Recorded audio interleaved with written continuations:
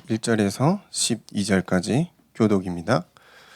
요한복음 2장 1절에서 12절까지 교독하겠습니다. 제가 먼저 읽겠습니다. 사흘째 되던 날 갈릴리 가나에 혼례가 있어 예수의 어머니도 거기 계시고 포도주가 떨어진지라 예수의 어머니가 예수에게 이르되 저들에게 포도주가 없다 하니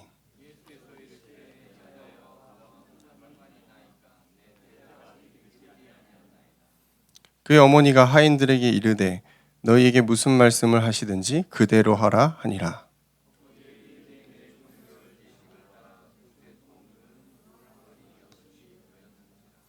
예수께서 그들에게 이르시되 항아리에 물을 채우라 하신즉 아기까지 채우니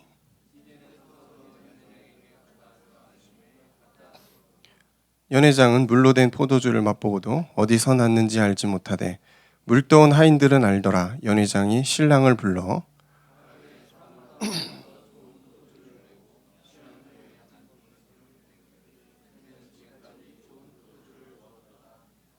예수께서 이 첫 표적을 갈릴리 가나에서 행하여 그의 영광을 나타내심에 제자들이 그를 믿으니라. 그 후에 예수께서 그 어머니와 형제들과 제자들과 함께 가버나움으로 내려가셨으나 거기에 여러 날 계시지는 아니하시니라. 아멘. 오늘 제목이 물로 포도주를 만드신 예수 그리스도입니다. 먼저 우리 본문을 나가기 전에 저번 주에 우리 강단의 말씀을 함께 조금 나누겠습니다. 성막을 누려라. 강단의 말씀이었죠. 성막을 누리는 거는 결국 이제 성막을 바라보라 그 뜻인데 하나님만 바라봐라. 하나님만 바라보는 광야의 길을 가라 이거예요. 우리의 삶이 광야잖아요. 그래서 광야의 길을 안 갈 수는 없는데 그냥 가는 게 아니고 혼자 가는 게 아니고 하나님과 함께 하나님을 바라보면서 광야의 길을 가라. 그러려면은 성막을 바라보는 거죠. 성막을 바라본다는 건 결국 이제 예배를 통해서 하나님을 누린다라고 우리에게는 그렇게 적용이 될 수 있습니다. 저는 그런 생각을 해봤어요. 그럼 예배만 드리면 되는 건가? 예배라는 행위, 예배에 참여하고 예배를 우리가 충실히 드리는 그 행위. 근데 하나님은 그 행위가 아니고 그 행위를 행하는 믿음을 보신다고 그랬거든요. 말이 어렵나요? 말이 어렵진 않은데. 그러니까 단순한 행동, 단순히 와서 예배에 참여하고 있는 그런 우리의 그런 어떤 육신의 모습, 그런 행동, 그게 아니고 진짜 진심이 담긴 하나님을 예배하는, 하나님을 섬기려는, 하나님께 말씀을 듣고 내가 변화되고 싶은 마음을 가진 그 중심을 가지고 예배에 나와라 이거예요. 근데 이거를 또 잘못 오해하면 그럼 행위는 필요 없는 건가? 행위를 행하지 않고 그냥 마음으로만 하나님 믿으면 되는 건가? 마음으로 뜨겁게 하나님 저를 믿습니다. 이러면 되는 건가라고 또 생각할 수 있겠지만 성경이 이렇게 얘기하고 있어요. 행함이 없는 믿음은 죽은 믿음이다. 야고보서 2장 26절입니다.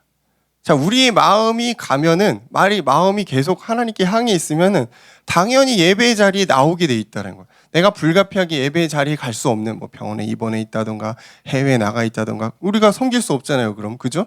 그럼 어떻게 하죠? 내가 있는 현장에서 믿음을 가지고 하나님께 예배를 드리면 되는 거예요. 그렇죠? 그게 행함이 있는 믿음입니다. 예배를 누린다라는 내용을 우리 청년들이 빨리 정립을 해야 돼요. 이 예배의 장소를 내가 고수해서 그것도 물론 정말 맞습니다. 근데 그럴 수 없는 상황이라면 지금 있는 내가 현장에서 하나님께 예배를 드리는 거예요. 그걸 하나님 기뻐하신다. 그럼 뭐죠? 결국 우리 예배를 드리고자 하는 나의 중심과 마음을 하나님이 보신다는 겁니다.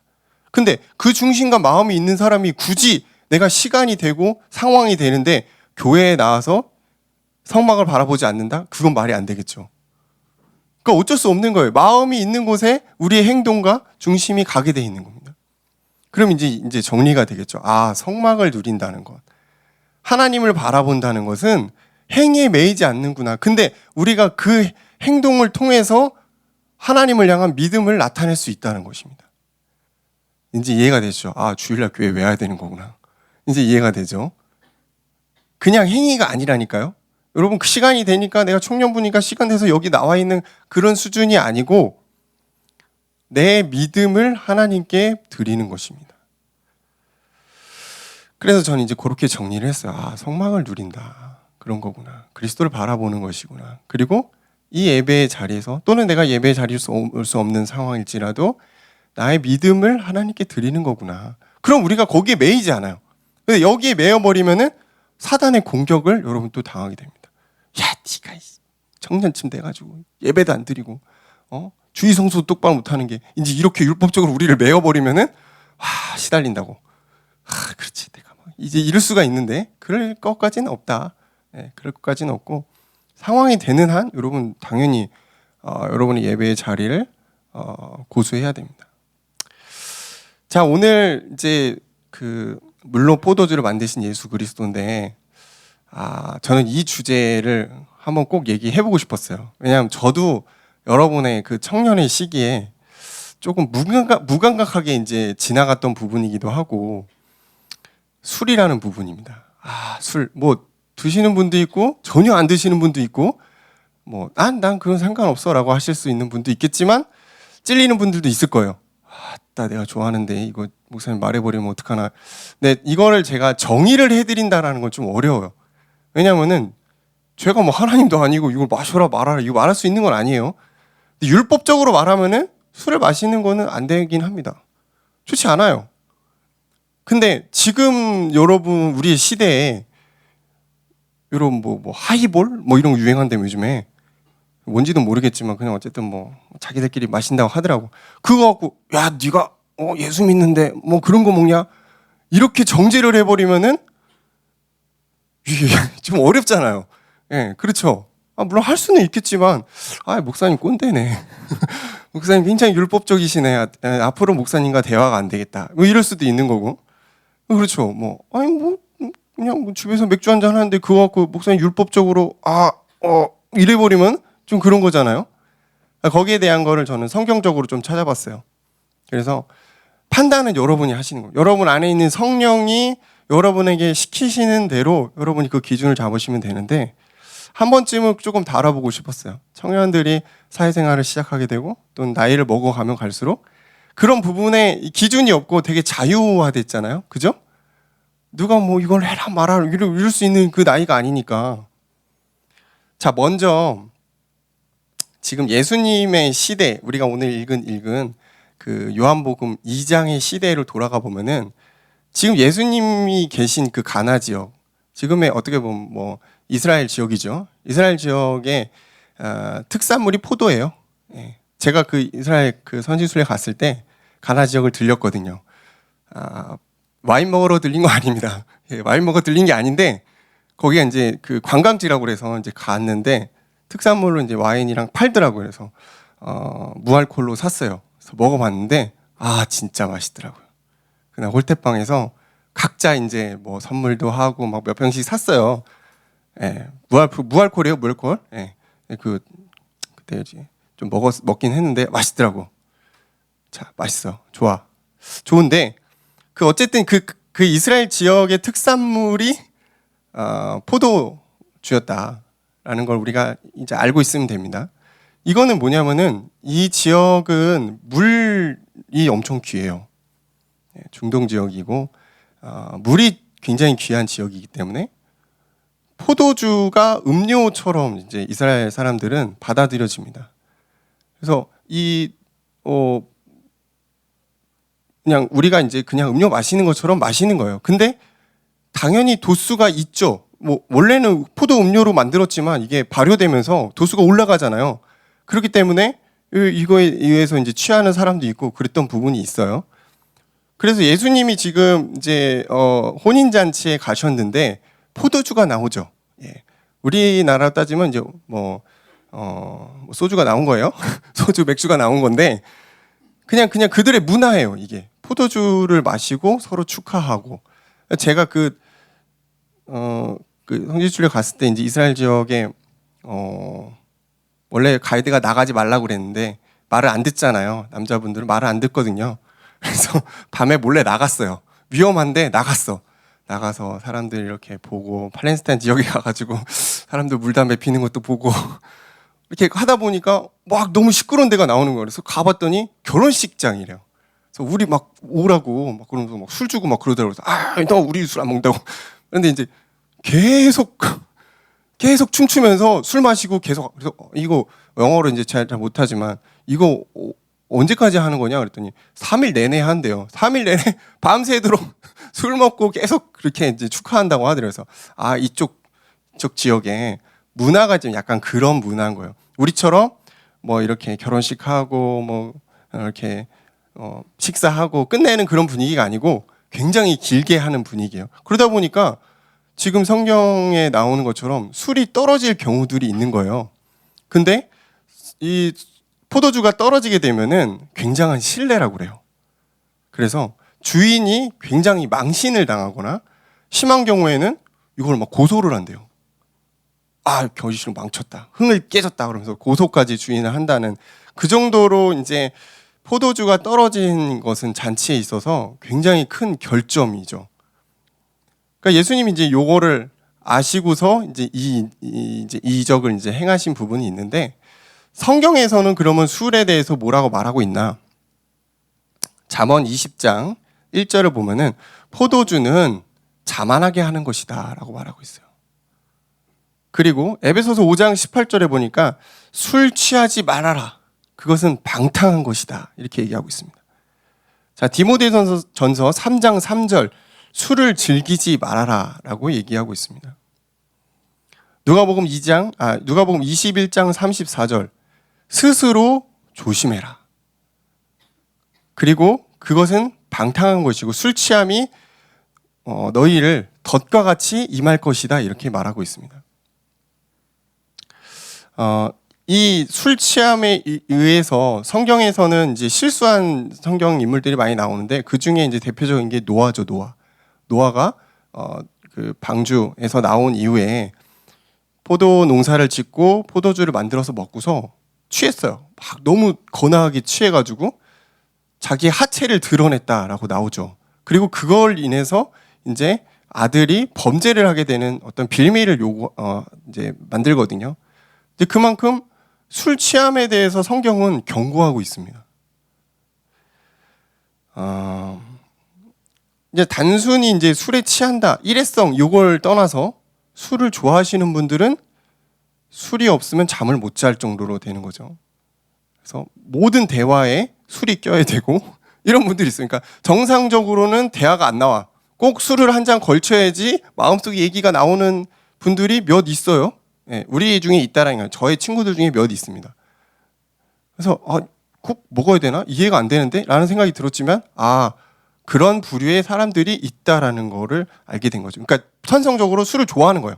저 같은 경우는 술을 전혀 못합니다. 전혀 마시면 빨개지고 안 좋아요.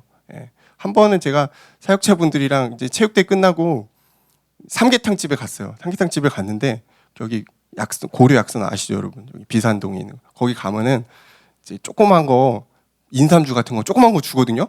근데 뭣도 모르고 그걸 먹었는데 혼자 얼굴 빨개져가지고 역시 난 너무 안 되겠다. 이제 뭐 아무 생각 없이 그냥 필요하니까 뭐 이제 했는데 이게 문제가 됐던 거죠. 어쨌든 이제 저처럼 이게 엄청 약한 사람들도 있긴 한데 센 사람들은 술 마시는 게 즐거움이죠. 굉장히 즐겁고 뭐 대화하고. 근데 그러다가 어떻게 되는 거냐면 술의 노예가 되는 경우들이 있어요. 심하면 알코올 중독까지 가는 거지. 그때 상당한 이제 문제가 됩니다. 고린도전서 10장 23절에서 24절을 보면은 모든 것이 가하나 모든 것이 유익함이 아니다 그랬어요. 다 할 수 있다는 거예요. 하나님 자유의지를 여러분에게 주셨잖아요. 다 할 수 있어요. 뭐 마약도 해도 되고 술도 해도 되고 다 할 수 있단 말이에요. 근데 그게 우리에게 유익하냐? 그걸 얘기하고 있다는 겁니다. 모든 것이 가하나 모든 것이 덕을 세우는 것이 아니다. 그렇죠? 예를 들어서 제가 술을 막 먹고서 뭐 속된 말로 술 막 이렇게 쳐 드시고 청년들 우리 같이 전도하러 갑시다. 여기 시당 가서 전도합시다. 술 냄새 풀풀 풍기면서 전도하러 갑시다. 말이 돼요, 안 돼요? 덕이 아니지. 그건 정상이 아니란 말이에요. 그런 기준이라는 거죠. 물론 제가 절대 그럴 일은 없습니다. 저는 술도 좋아하지 않는 분더러. 자, 누구든지 자기의 유익을 구하지 말고 남의 유익을 구하라. 이 구절에서 저는 그렇구나. 우리가 지금 된다 안 된다 이런 개념으로 이 술이라는 개념을 받아들일 게 아니고 우리의 이 행동이 다른 사람이 보기에 어떠냐 이거예요. 전도자의 관점에서 우리가 이걸 바라봐야 된다는 겁니다. 물론 마시고 안 마시고는 여러분 자유예요. 자, 보세요. 고린도전서 8장 9절입니다. 그런즉 너희 자유가 믿음이 약한 자들에게 걸려 넘어지게 하는 것이 되지 않도록 조심하라 그랬거든요. 저는 이게 여러분의 기준이 되어야 된다고 생각합니다. 여러분 집에서 혼자 맥주 한잔 하는데 제가 그걸 보고서 관찰해가지고 너 그러면 안 되지 이런 건 아니잖아요. 그죠? 근데 여러분이 불신자 친구들과 술을 거나하게 마시고 자연스럽게 자기가 그리스도임을 밝히고 그게 맞습니까? 그건 자유가 아니에요. 여러분이 그 불신자 친구들이 하나님을 믿게끔 하는 통로를 막아버리는 거라니까. 왜냐하면은 우리 이 나라에 기독교가 들어오게 된 배경 자체가 미국의 영향이 크죠. 미국의 영향이 큰데 미국에서 그 당시에 이제 금주령 같은 게 있었어요. 근데 그게 이제 그 당시 그냥 우리나라에 같이 들어온 거죠. 그러다 보니까 한국에서 자꾸 사람들이 모내기하고 뭐 하다가 막 술 먹고 널브러져 있고 일도 안 하고 맨날 욕 먹고 그러니까 선교사님들 와가지고 술 안 돼, 담배 안 돼 이렇게 된 거예요. 전도의 문을 막는 행위라면은 여러분 하지 않는 게 낫죠. 굳이 여러분이 주신자들 뭐 분위기 맞춰준다고 술 몇 잔 기울이고 그게 나에게 굉장한 이익이 된다면 하셔도 되는데 별로 이익이 안 되더라고요. 제가 불신자 친구들 뒤에서 하는 얘기 다 들었거든요. 야, 쟤 교회 다닌다면서 우리랑 같이 술 마셔. 저는 그때 그게 흠인 줄 몰랐어요. 왜냐면은 복음이면 다 되는 거 아니야? 예수 그리스도 다 끝내셨는데 내가 뭐 술 먹든 말든 다 끝난 거 아니야? 그 생각이 있었어요. 굉장히 이상한 생각. 지금에 와서 제가 성경 속에서 이런 부분들을 확인하니까 그게 그 친구들이 복음을 깨닫게 하는 통로를 막은 거구나. 나로 인해서 하나님의 영광을 나타내지 못했구나. 절대 이제 뭐 당연히 술도 안 마시지만 그런지 안 한다. 여러분 혼자 누리는 거는 상관없어요. 집에서 혼자 하세요. 제가 근데 또 이거 갖고 또 시비 걸면 안 되는데 목사님이 술 마셔도 된다고 그랬어요. 그러면 안 됩니다. 그런 개념이 아닙니다. 제가 성경에 다 소개했잖아요. 그죠? 그런 개념이 아닙니다. 그것에 대해서 하나님이 기뻐하면 하세요. 네. 근데 그 부분에 있어서 여러분 자꾸 찔림을 받는다. 그러면 그거는 하나님 원하시는 게 아니라는 겁니다. 그겁니다. 그렇다고 제가 여러분 뭐 하이볼 그거 한 잔 먹는 거 갖고 뭐라고 하는 게 아니죠. 그 여러분은 자유입니다. 근데 술 취하지 않는 것, 방탕하지 않는 것, 그리스도인의 삶을 여러분이 지켜가는 것, 저는 그게 제일 중요하다고 생각합니다. 여러분 사회생활하고 직장생활하고 시간이 갈수록 그런 모임들을 많이 갖게 되고 불편하잖아요. 내가 그리스도인인데 안 할 수도 없고 할 수도 없고. 여러분 스스로 기준을 세우세요. 그리고 하나님이 이 일을 기뻐하시는가 안 기뻐하시는가 그거 판단하시면 돼요. 그래도 나는 너무 미치겠다 이거 하고 싶다. 그럼 어쩔 수 없지. 집에서 조용히 하세요. 어쩔 수 없지 그거 갖고는. 그거 막 때문에 내가 기도가 안 된다. 해야지. 권장하지는 않습니다. 술에 취하면 실수하게 돼 있습니다. 술에 취하면 성령 인도 받기 힘듭니다. 술에 취하면 기도가 안 됩니다. 제가 체험했습니다. 술 취해 있는 상태에서는 기도 안 나옵니다. 절대 안 나옵니다. 설령 술 취한 상태에서 전도하려는 인간도 봤어요. 절대 덕이 안 됩니다. 그건 아닙니다. 진짜예요. 여러분 딱 기준을 세우세요.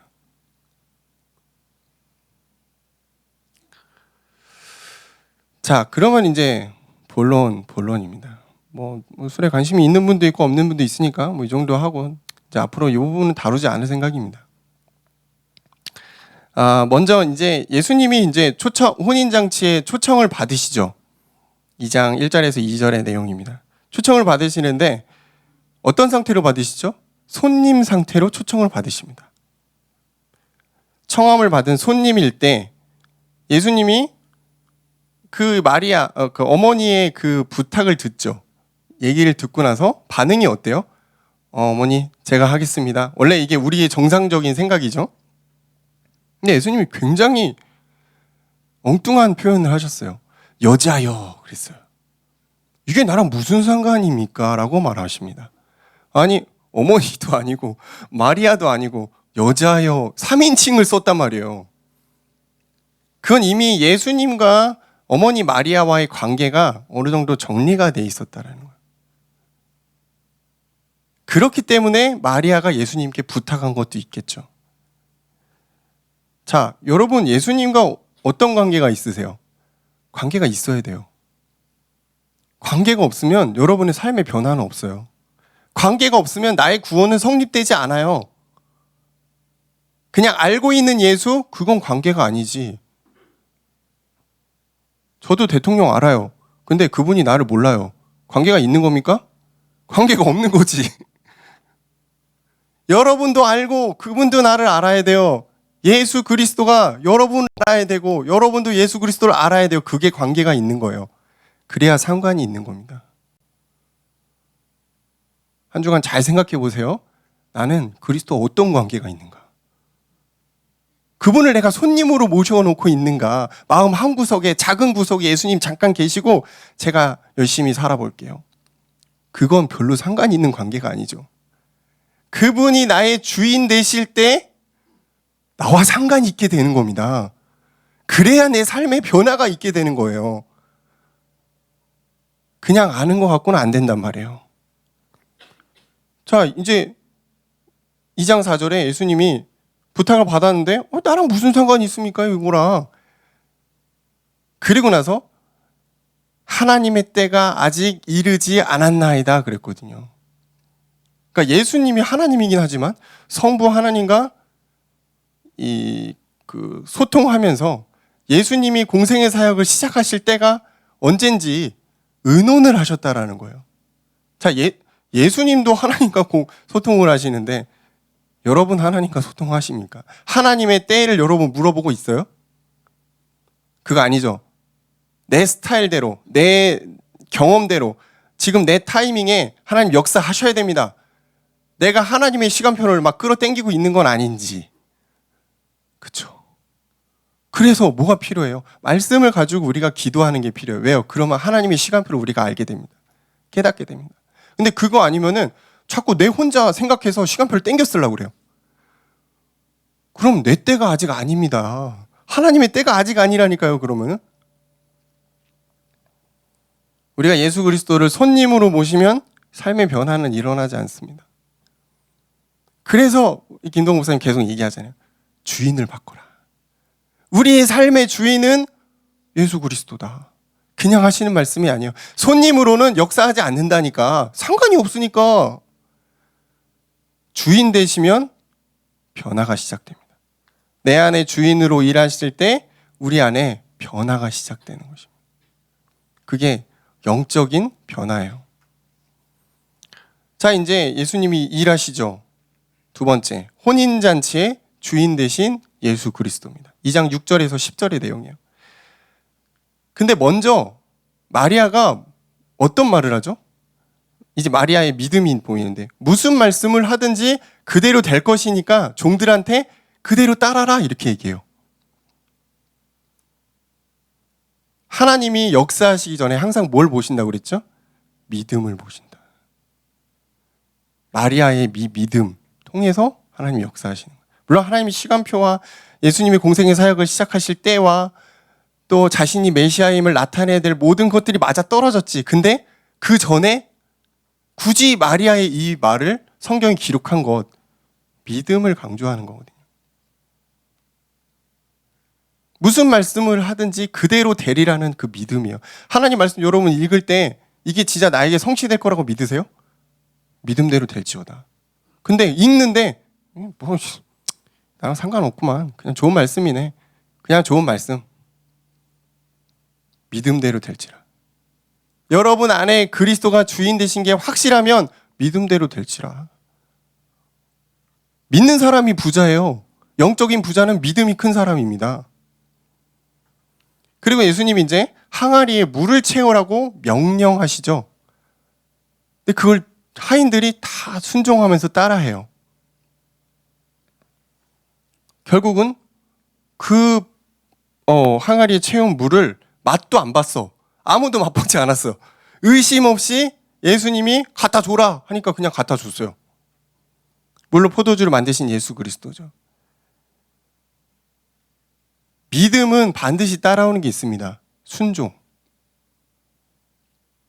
아니 하인들도 이게 인간이니까 이해가 안 되잖아. 이거 이해할 수 없는 거고 이거 말도 안 돼. 할 수 있는데 마리아가 얘기했죠. 그대로 될 것이니까 그냥 따라가라. 하인들도 순종. 하나님의 말씀에 순종할 때 응답은 시작되는 거예요. 뭐 대단한 믿음 이런 게 아닙니다. 여러분 순종이에요.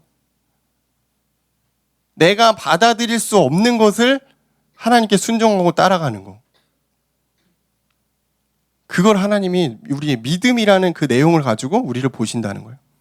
자, 이제 여러분이 많이 피곤해하고 다들 정신이 왔다 갔다 하고 지금 이해합니다. 빨리 마무리해야겠죠. 그래서 아는 것에 그치지 않고 우리가 순종해야 됩니다. 이제 세 번째 마지막입니다. 그럴 때 어떤 응답을 주시냐? 최고의 좋은 것으로 하나님이 우리를 채우신다는 거예요. 우리가 참 요 내용을 보면은 흐뭇하고 기분이 좋아요. 역시 하나님 우리를 너무나 사랑하셔서 참 좋은 것으로 채우시는구나. 근데 사람마다 이 좋은 것의 이제 기준이 조금씩 달라요. 영적인 축복을 주시는 분도 있고, 진짜 돈을 부어주시는 분도 있고, 병을 치유해 주시는 분도 있고, 이 다 개인의 상황마다 다르죠. 근데 어찌됐든 그래요. 하나님의 말씀을 우리가 믿고 순종할 때, 그분을 우리의 주인으로 모실 때, 하나님이 최고의 것으로 우리를 채우신다는 거예요. 물이 포도주가 됐다. 물은 사실은 뭐 우리 사회에서 그렇게 큰 건 아닙니다. 뭐 쉽게 볼 수 있는 거고. 그런데 그 별것 아닌 거 가지고 최고로 좋은 포도주를 만드셨다라는 거예요. 이거는 이제 내 안에 주님이 역사하시게 됐을 때 우리의 주변에도 변화가 일어난다는 걸 뜻하거든요. 2장 9절에 보니까 물떠온 하인들은 알더라 이렇게 돼 있어요. 하인들은 그냥 이제 시키는 대로 했는데 이게 물이었는데 포도주로 변했네. 그것도 엄청 맛있는 포도주로 변했구나. 이걸 하인들이 봤죠. 이게 뭐예요? 복음을 모르는 하나님 모르는 사람들이 보는 관점이에요. 여러분을 보는 관점이에요. 교회 다닌다는 저 청년, 예수 믿는다는 저 아이가 복음을 누릴 때 어떻게 현장을 변화시키는지 하인들은 본다는 겁니다. 예수 그리스도가 주인 되시면 우리를 최고로 좋은 것으로 채우시죠. 그리고 마지막으로 이 이적, 요 2장의 12절까지 이적 자체를 보면은 어떤 의미가 있냐면 예수가 그리스도 되심을 증명한 첫 이적입니다.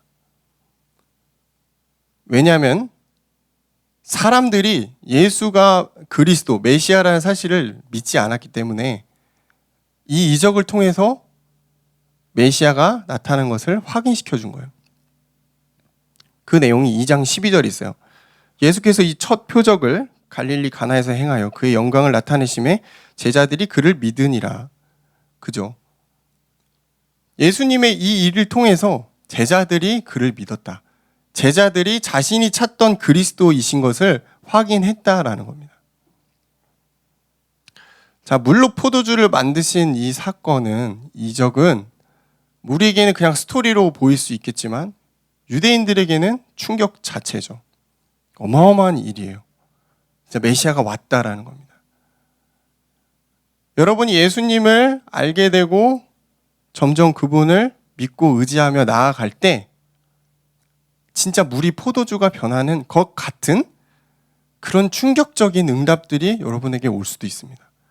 근데 더 중요한 건 그 충격에 너무 매이지 마시고 평상시 잔잔하게 그리스도를 누리는 훈련을 했으면 좋겠어요. 왜냐하면 계속 그 충격에만 우리가 집중하게 되거든요. 이렇게 생각해야 돼요. 하나님은 영원하시고 하나님은 모든 것을 행하실 수 있는 분이다. 여러분의 삶에 굉장히 큰 응답이 오더라도 들뜨지 마시고 또 응답이 오지 않는다고 해서 너무 가라앉을 필요도 없어요. 하나님은 언제든지 하나님의 때가 되실 때 일하실 수 있는 분이기 때문입니다. 그래서 오늘 우리가 이제 2장 물로 포도주에 대한 부분을 함께 나눴습니다. 그래서 여러분 그리스도와 상관이 있는 사람이 되셨으면 좋겠습니다. 그리스도를 주인으로 모신 청년들이 되었으면 좋겠습니다. 기도하겠습니다. 감사합니다. 물로 포도주를 만드신 예수 그리스도께서 이제는 우리 인생의 손님이 아닌 주인으로 임하셔서 우리 인생을 다스리시고 우리의 삶의 크고 작은 변화들을 인도하시며 우리의 이 작은 삶들이 우리 주변의 불신자들에게 주변의 환경에 영향을 미쳐 주님의 영광을 나타내시고 하나님의 나라가 우리 현장 가운데 임하도록 역사옵소서. 주님, 우리를 통하여 불신자들이 실족하지 않도록 우리가 날마다 주님 앞에 서게 하시고 주님이 기뻐하시는 자가 되도록 역사옵소서. 예수님 이름으로 기도합니다.